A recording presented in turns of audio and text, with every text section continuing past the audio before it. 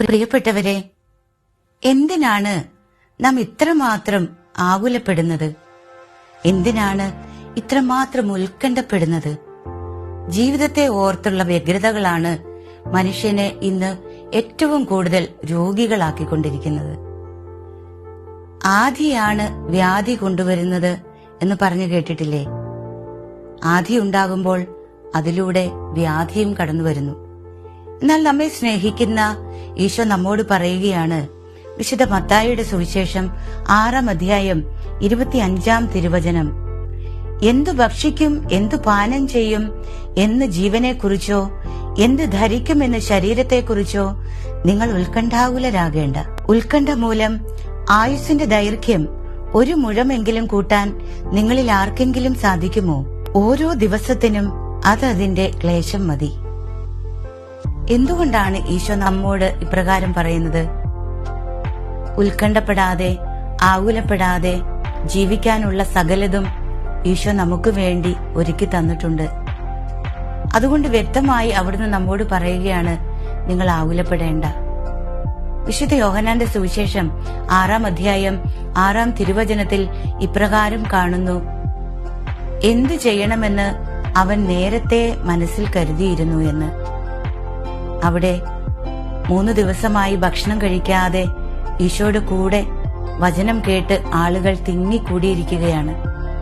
അവരോട് അനുകമ്പ തോന്നിയ ഈശോ ശിഷ്യന്മാരോട് പറയുന്നുണ്ട്, ഇവർക്ക് ഭക്ഷിക്കാൻ എന്തെങ്കിലും കൊടുക്കുവാൻ.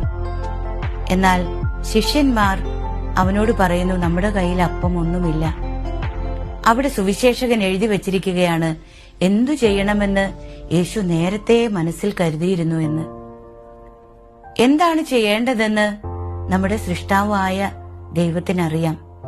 നമ്മുടെ ജീവിതത്തിന്റെ ഓരോ നിമിഷങ്ങളും അറിയുന്നവനാണ് അവിടുന്ന്.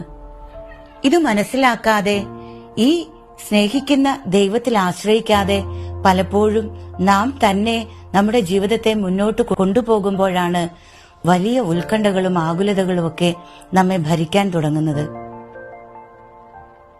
നമുക്ക് നമ്മുടെ സൃഷ്ടികർമ്മത്തെ തന്നെ എടുക്കാം. ഉൽപ്പത്തിയുടെ പുസ്തകത്തിൽ ആദ്യത്തെ 5 ദിവസങ്ങളിൽ ദൈവം എന്തൊക്കെയാണ് സൃഷ്ടിച്ചത്? ദൈവം ഒരിക്കലും ആദ്യത്തെ ദിനത്തിൽ മനുഷ്യനെ സൃഷ്ടിച്ചില്ല. ഏറ്റവും ശ്രേഷ്ഠമായ സൃഷ്ടിയായ തന്റെ മനുഷ്യന് വേണ്ടി ഈ ഭൂമിയിൽ അവൻ എന്തൊക്കെ ആവശ്യമുണ്ടോ അതെല്ലാം സൃഷ്ടിച്ചതിന് ശേഷമാണ് പിതാവായ ദൈവം മനുഷ്യനെ സൃഷ്ടിക്കുന്നത്. ഇപ്രകാരം തന്നെയല്ലേ നമ്മെ സൃഷ്ടിച്ചപ്പോഴും ദൈവത്തിന്റെ കണക്കുകൂട്ടലുകൾ? ഓരോ മനുഷ്യനെയും ഈ ഭൂമിയിലേക്ക് കൊണ്ടുവരുമ്പോൾ ദൈവം അവനു വേണ്ടി സകലതും ഒരുക്കുന്നുണ്ട്. എന്നാൽ പലപ്പോഴും നമ്മുടെ മുൻപിൽ ഇപ്രകാരമുള്ള ചോദ്യങ്ങൾ ഉയരും, എന്നിട്ട് എന്തുകൊണ്ടാണ് എന്റെ ജീവിതത്തിൽ മാത്രം ഇപ്രകാരം കഷ്ടപ്പാടുകൾ, എനിക്ക് മാത്രം ഇത്ര ദുരിതങ്ങൾ? സ്നേഹമുള്ളവരെ, പലപ്പോഴും ഈ സ്നേഹം നിറഞ്ഞ പിതാവിന്റെ കരുതലിനോടും പരിപാലനയോടും ചേർന്ന് നിൽക്കാത്തതുകൊണ്ടാണ് നമുക്ക് ദുരിതങ്ങളും ഉത്കണ്ഠകളും ഒക്കെ കൂടുന്നത്. ഒരു കഥ ഇപ്രകാരമാണ്. ഒരു കുഞ്ഞ് തന്റെ സ്കൂൾ വിട്ട് വരികയാണ്. ആ കുഞ്ഞ് വരുമ്പോൾ റോഡിലുള്ള ഒരു കുഴിയിൽ കാൽ തട്ടി വീണു. ഈ കുഞ്ഞിന്റെ നിലവിളി കേട്ട് ആ കുഞ്ഞിന്റെ പിതാവ് ഓടി വന്നു നോക്കുമ്പോൾ കുഞ്ഞ് കൈകാലുകളിലെല്ലാം പരുക്ക് പറ്റി കുഴിയിൽ കിടന്ന് നിലവിളിക്കുകയാണ്. പിതാവ് തന്റെ സ്നേഹം കൊണ്ട് ഓടി വന്ന് ആ കുഞ്ഞിനെ കുഴിയിൽ നിന്നെടുത്ത് മുറിവുകളെല്ലാം വെച്ചുകെട്ടി അവനെ സ്നേഹത്തോടെ പരിപാലിക്കുന്നു. ആ കുഞ്ഞിന് വലിയ സന്തോഷമായി, എന്റെ പിതാവ് എത്രമാത്രം എന്നെ സ്നേഹിക്കുന്നു.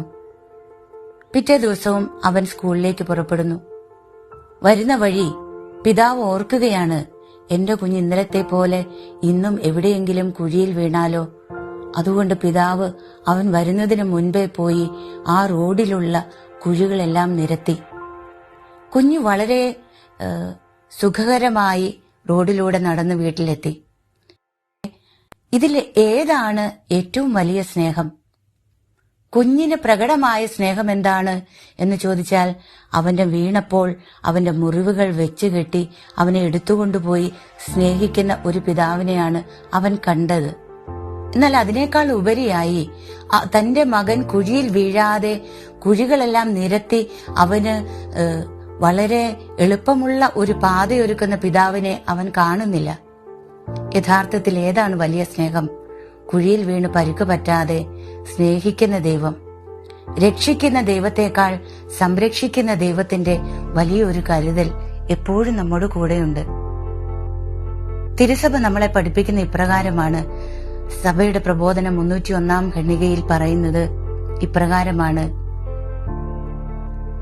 ദൈവം മനുഷ്യനെ സൃഷ്ടിച്ചിട്ട് അവനെ അവന്റെ വഴിയെ തനിയെ വിടുകയല്ല ചെയ്തത്. പ്രത്യേക അവന്റെ പുറകെ ചെന്നുകൊണ്ട്, അവനെ പുറകെ നടന്ന് അവന്റെ പിറകെ ചെന്നുകൊണ്ട് ഓരോ ദിവസവും അവനെ പുതിയതായി സൃഷ്ടിച്ചുകൊണ്ടിരിക്കുന്നു. അവൻ ആവശ്യമുള്ളതെല്ലാം നൽകിക്കൊണ്ടിരിക്കുന്നു. നമുക്ക് തന്നെ അറിയാം അല്ലേ? നമ്മുടെ നഖങ്ങൾ വളരുന്നു, മുടി വളരുന്നു, ശരീരഭാഗങ്ങൾ വളരുന്നു. ഓരോ ദിവസവും നമ്മുടെ മനസ്സും ആത്മാവും ഒക്കെ പുതിയതാക്കി മാറ്റുന്നു. ഇങ്ങനെ ദൈവം നമ്മോട് ചേർന്ന് നടക്കുന്നുണ്ട്.